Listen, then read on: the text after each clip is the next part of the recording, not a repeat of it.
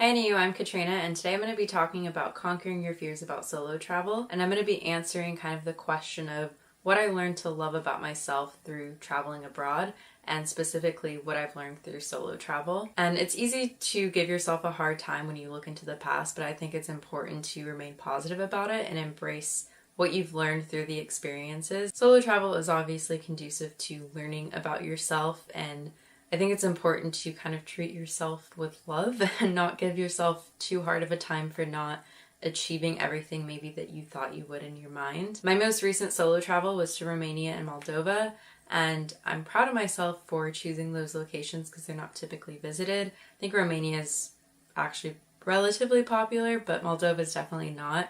It's the least visited country in Europe. I'm a pretty shy and reserved person, and even more so when there's a language barrier. One thing that I get anxious about, and I'm sure many other people do, is eating out because I want to experience the country's cuisine, but it can also be a little bit awkward to eat solo in a restaurant. I would say don't give yourself too hard of a time if you are too intimidated to eat alone, but if you do want to eat alone, what I always do is bring a book or write in my journal and pretend like I'm working on something. I think that element of pretending helps me a lot when I'm solo traveling, kind of the fake it till you make it, as cheesy as that sounds.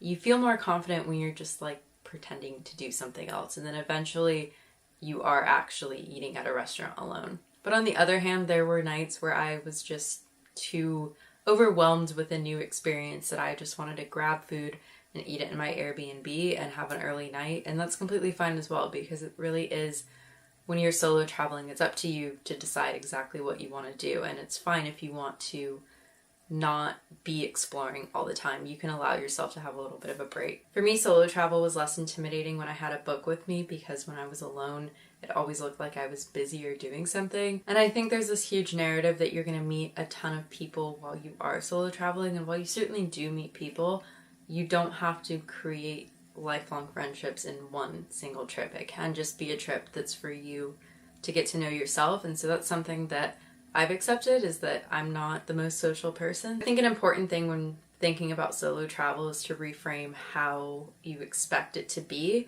And you're not going to make 10 lifelong friends in a week-long journey, but if you can get to know yourself a bit more, that's really all that matters. Thank you for watching, and make sure to subscribe to the Geo channel. Bye!